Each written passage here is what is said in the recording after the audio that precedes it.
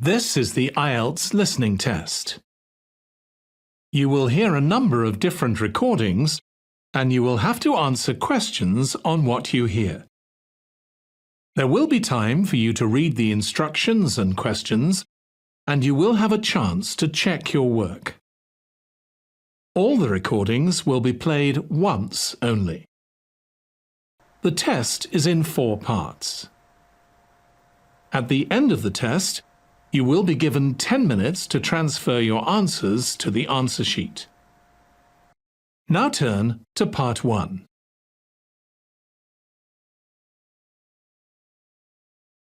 Part 1.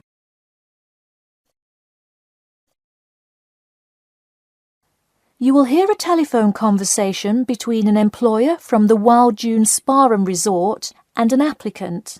First, you have some time to look at questions 1 to 5.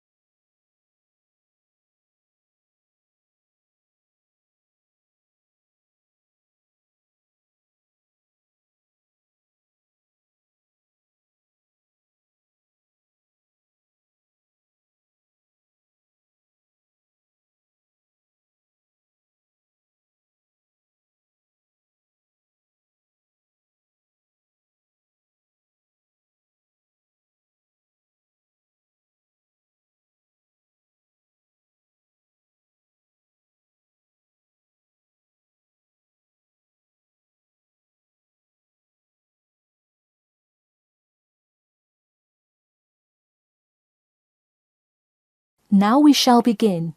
You should answer the questions as you listen, because you will not hear the recording a second time.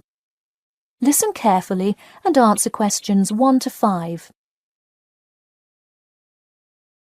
Hello, is this John Murphy? Hi, yes it is. Hi John, this is Ed Heisenberg from the Wild Dune Spa and Resort, calling about your application for our lifeguard position. Do you have a few minutes to talk? Yes, absolutely. Great, could you give me your address? Sure.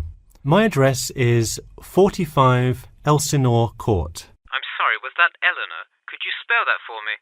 Sure, it's Elsinore. E-L-S-I-N-O-R-E. Okay, thanks. And is this the number we should reach you at in the future? 099885767? No, that's my home phone. But let me give you my mobile number instead. 077-896-245. Call me on that one. Okay, I'll make a note of that. Could you tell me your availability? Sure, I'm usually available during afternoons or weekends. I'd prefer not to be scheduled on weeknights because I work part-time as a waiter. That shouldn't be a problem, since we don't stay open very late anyway. And do you have any other employment experience? Yes, I've worked at a few other places. I was the baseball coach at Richmond High School last season. I see. And do you have any other experience that you would like us to note on your application? Yes. Last year I worked at the beach as a rescue diver. Rescue diver? That sounds intense. Well, it's really just like being a lifeguard, except in the ocean instead of pool. So kind of like being a lifeguard at the world's largest pool. I see. Before you hear the rest of the conversation, you have some time to look at questions 6 to 10.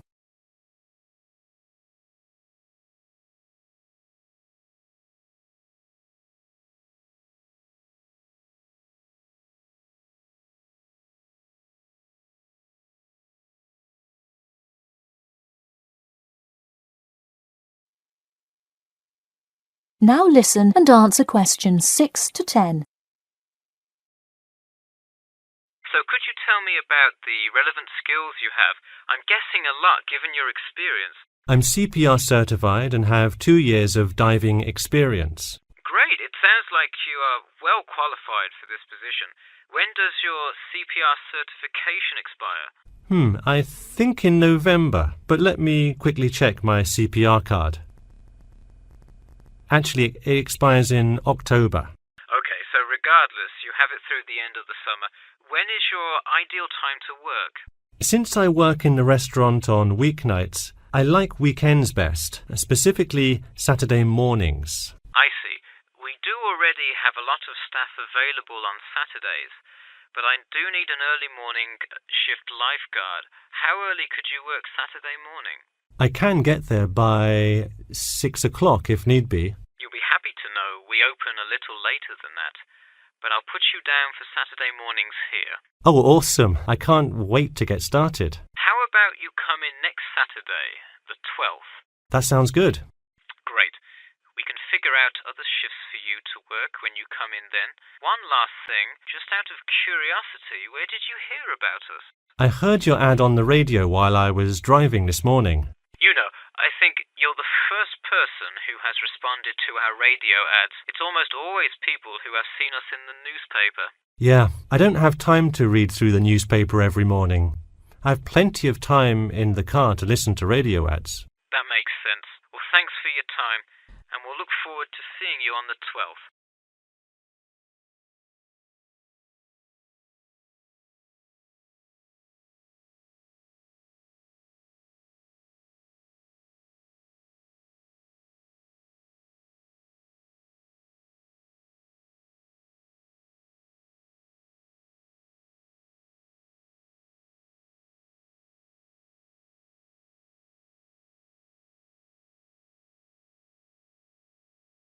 That is the end of part 1. You now have 1 minute to check your answers to part 1.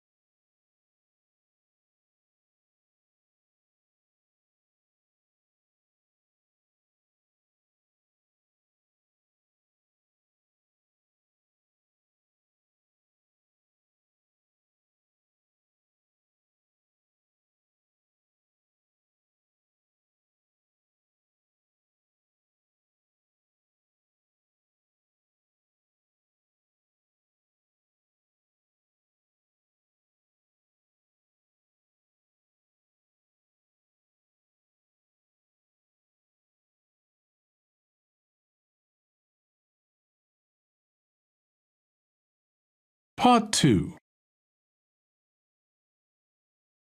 You'll hear part of a free class about safety around campus. First, you have some time to look at questions 11 to 14.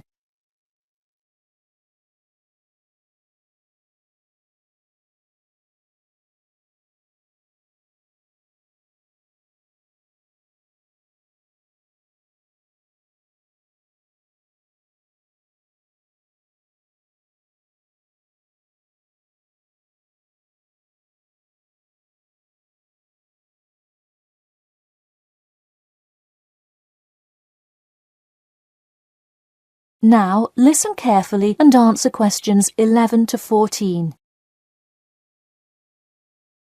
Good evening. I'm Geoffrey Miller from the University of Nottingham Student Union, and in this week's free class, Carlos Garcia is going to tell us about safety around campus. Over to you, Carlos. Thank you, Geoffrey, and thank you all for your attendance today. Also, I'd like to thank the Student Union here at the university for organising this lecture.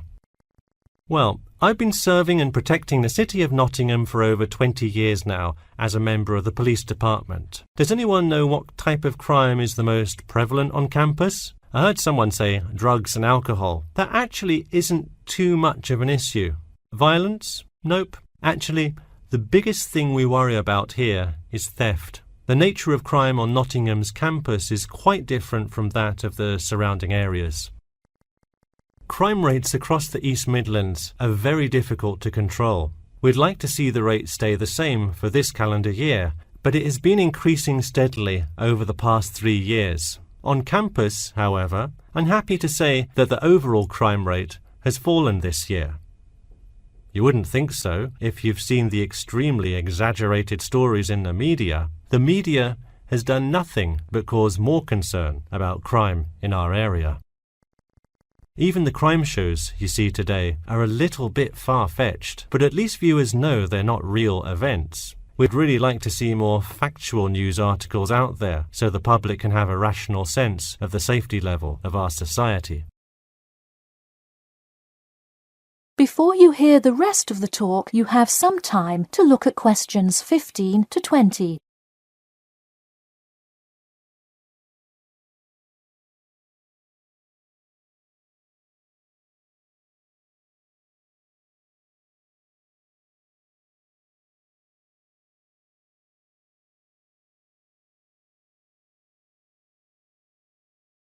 Now listen and answer questions 15 to 20.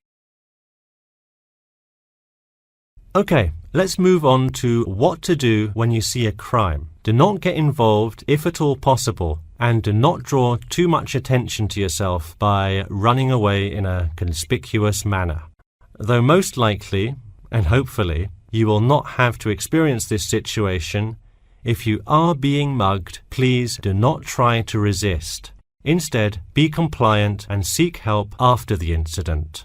Like I said, though, it is highly unlikely that you will find yourself amidst a crime, but it is important to be prepared should it ever happen. We find that educating students and staff on the correct precautions to take is the best way to increase your safety. Just remember to be smart when you're out late at night and avoid any area or person that looks suspicious. I know it sounds obvious, but I cannot stress this enough.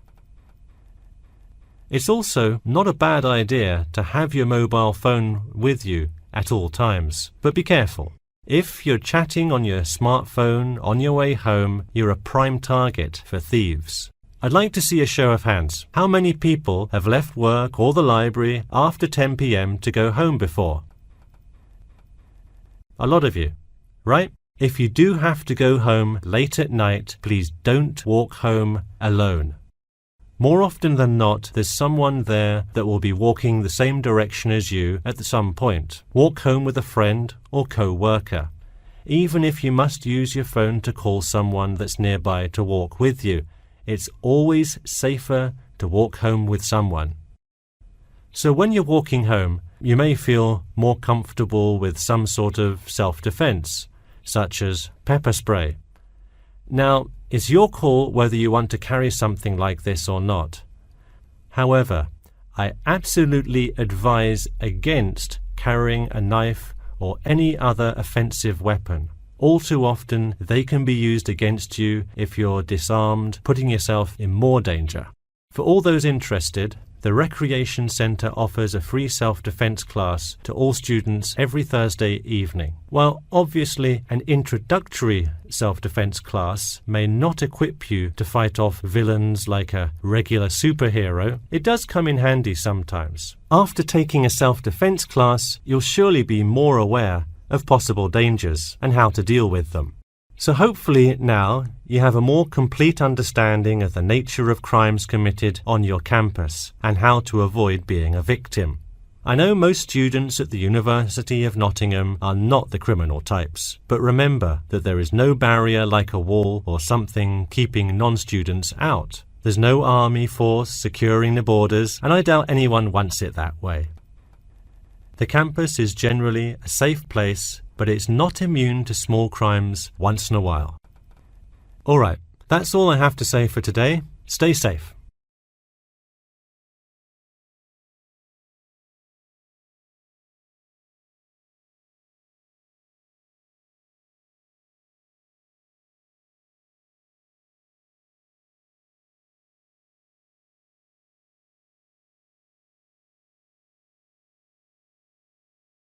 That is the end of part 2.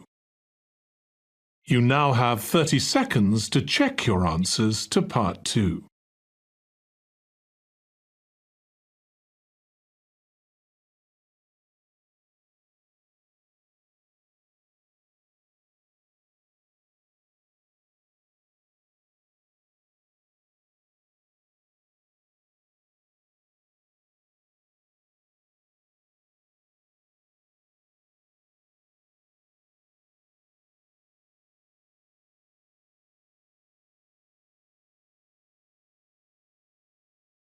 Part 3.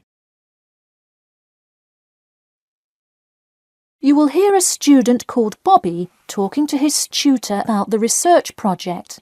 First, you have some time to look at questions 21 to 23.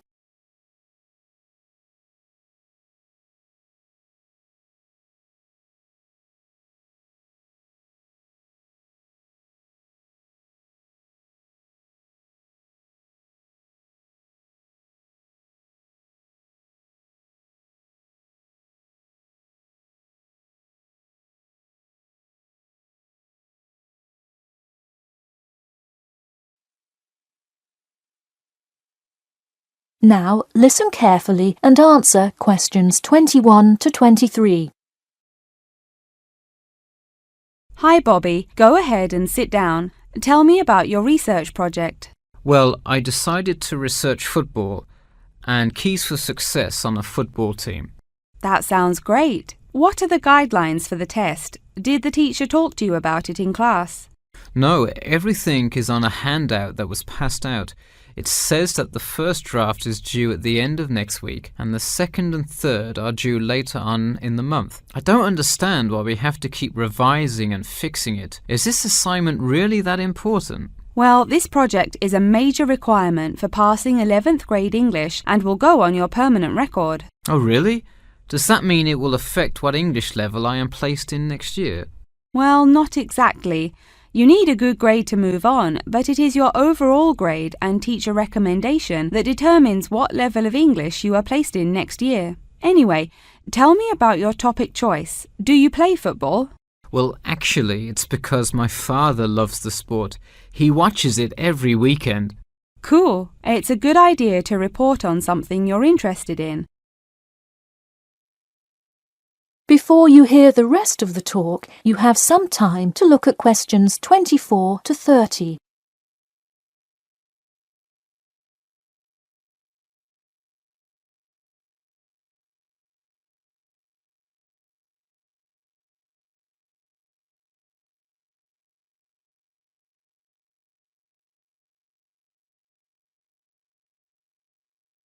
Now, listen carefully and answer questions 24 to 30. I see you worked hard calling players and the head coach to talk, so let's see what information you got. Well, you have to listen carefully to the first call on the recording. It's really hard to hear because the background noise is louder than the person's voice. Yes, it is a bit tough to discern. I'm afraid the player's answer is too short as well. You will have to interview him again and try to get him to give a better answer. Okay, I thought that might happen. I will call him again tomorrow. Moving on, let's look back at this question. You asked, tell me about a time when you learned a major life lesson through playing football and explain how that has shaped the person and player you have become now and how you hope to pass on that lesson. It is a great idea for a question, but in an oral interview it is far too complex. I would advise you to break it up into multiple parts to get a better response. I guess you're right. I wouldn't want to have to provide an answer to a question like that. I will simplify it. I found that when I asked players this question, it took too much time because they were struggling to answer the question completely. In fact, this is the question Joe Billings was answering when the tape ran out. He did tend to ramble on all the questions, didn't he? He sure did. I would recommend that when you go back and interview players again, that you use a more sophisticated recording device. This recording is spotty, which indicates that the equipment wasn't working consistently. Okay, I guess it probably wasn't the best idea to use the sound recorder on my phone. Hey, could you give me some feedback on the content of the report itself? Sure. Let's start by focusing on your topic. While I like that you chose to cover football, it seems inexplicit.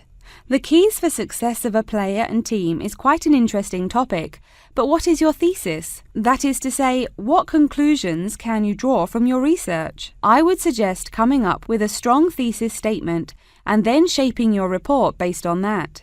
Is it really too vague? I put a whole lot of facts into it. I list the top 10 goal scorers in football history and later on provide statistics for a few of the most famous coaches and their records as coaches. I think that's great that you included these facts, but I think you focus too much on the facts and not enough on connecting these facts to make your point. Ah, I see. Okay. So it looks like I have quite a bit of work to do before the deadline.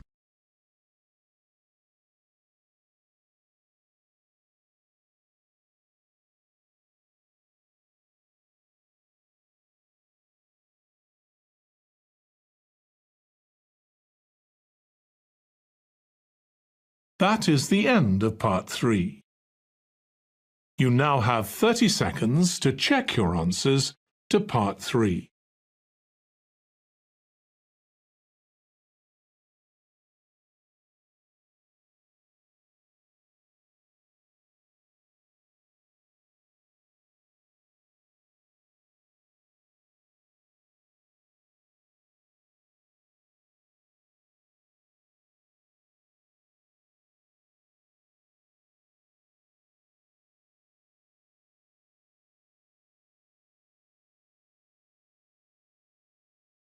Part 4.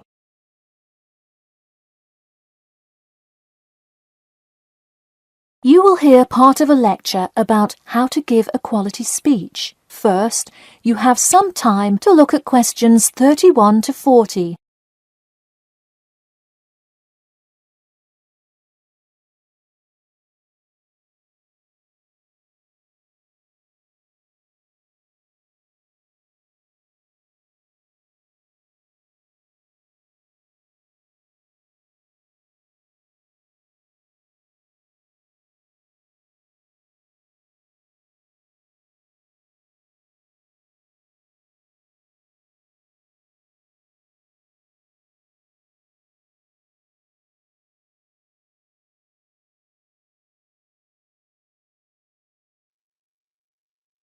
Now listen carefully and answer questions 31 to 40.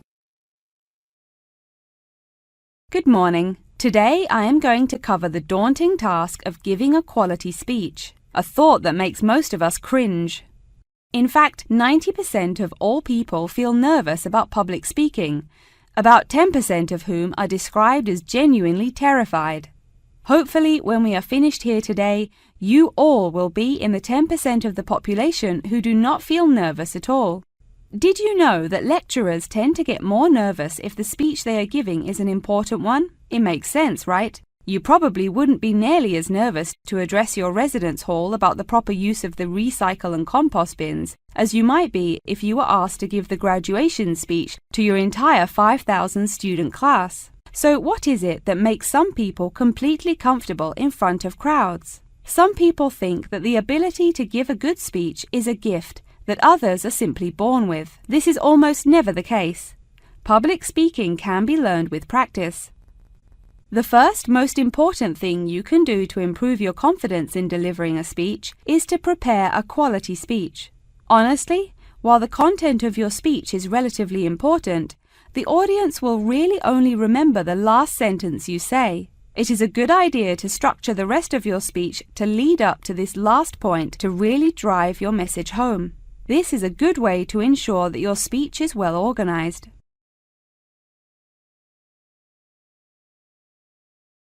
Once you are confident in the quality of the speech you have written, the rest is just about your stage presence. Let's go through some do's and don'ts of public speaking. First, you want to command the attention of the room. Do not, I repeat, do not proceed with your speech until the audience is paying attention. Even Martin Luther King Jr.'s I Have a Dream speech wouldn't have made any difference in the world without the undivided attention of his audience. To continue with the I Have a Dream example, one of the reasons that MLK was such an effective orator was his ability to speak with passion and engage with his audience. That sort of charisma does not come from reading straight from paper. Don't get me wrong, it is a good idea to write your main ideas down on a note card, sheet of paper or something. But one factor that will consistently lead to a boring, forgettable speech is writing down your entire speech. Do not write your full speech down. If you are constantly reading your paper, you are not making eye contact with your audience, and thus failing to really express the feeling that goes with your ideas. I advise you write 1 or 2 ideas. So if you suddenly draw a blank, you have something to jog your memory. If you've written a good speech that you believe in, those ideas should be sufficient to keep you on track. Once you have those ideas written down, give your speech a few practice runs in front of the mirror, into your sound recorder on your phone, or with a friend before it comes time to address a crowd. That way, you can hear how the ideas come across, make sure there are no abrupt transitions, and find out whether you are talking too fast or too slow. Timing is important. Make sure you time yourself beforehand to see how long your speech is. That is pretty much it. With practice, you'll be able to deliver an expert speech that engages and even maybe inspires your audience. Just remember, speak with emotion. No one wants to listen to someone reading from a script. As I come to a close in my speech, I'll point out that I have employed all of these tips that I have covered. I practiced my speech ahead of time and timed it, and I can even show you my one small index card with just 3 simple bullets on it. It's as easy as that.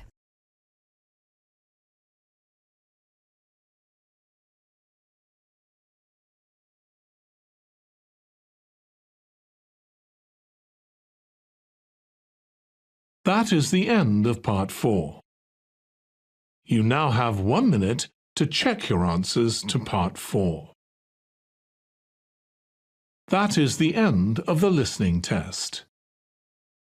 In the IELTS test, you would now have 10 minutes to transfer your answers to the answer sheet.